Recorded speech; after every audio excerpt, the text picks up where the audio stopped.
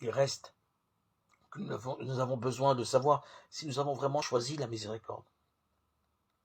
Quel sera donc le signe concret qui ne peut pas nous tromper, capable de nous apaiser parce qu'il est plus qu'un signe, parce qu'il est la preuve que la réalité est déjà là, que nous avons opté définitivement pour Dieu et pour le salut.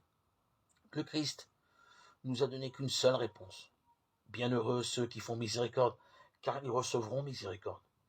Bienheureux les miséricordieux.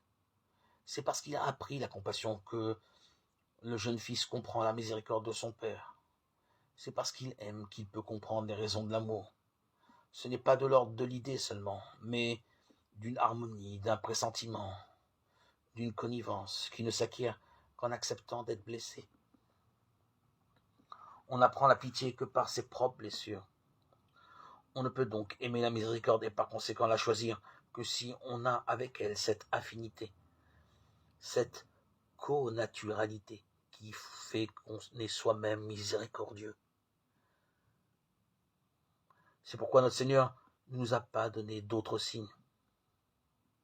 Celui qui est bon se complaît dans la miséricorde de son Père parce qu'il est lui-même miséricordieux. Voilà pourquoi notre Seigneur insiste. De la mesure dont vous mesurerez, on mesurera pour vous en retour. Luc 6, 38. Pour se servir de cette mesure-là, il faut être imprégné de miséricorde. Je leur donnerai un seul cœur, je mettrai en eux un esprit nouveau.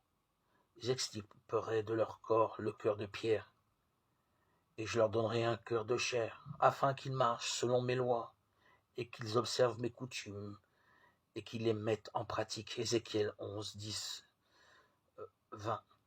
Si la foi est comptée comme justice, si elle sauve, ce n'est pas qu'elle dispense d'être bon, comme on a pu le faire dire à Luther, mais c'est parce qu'elle ne peut naître que de la bonté la plus fondamentale qui puisse jaillir d'un cœur humain, celle qui consiste à pressentir la tendresse de Dieu, parce qu'on est déjà investi de cette tendresse, de cette grâce.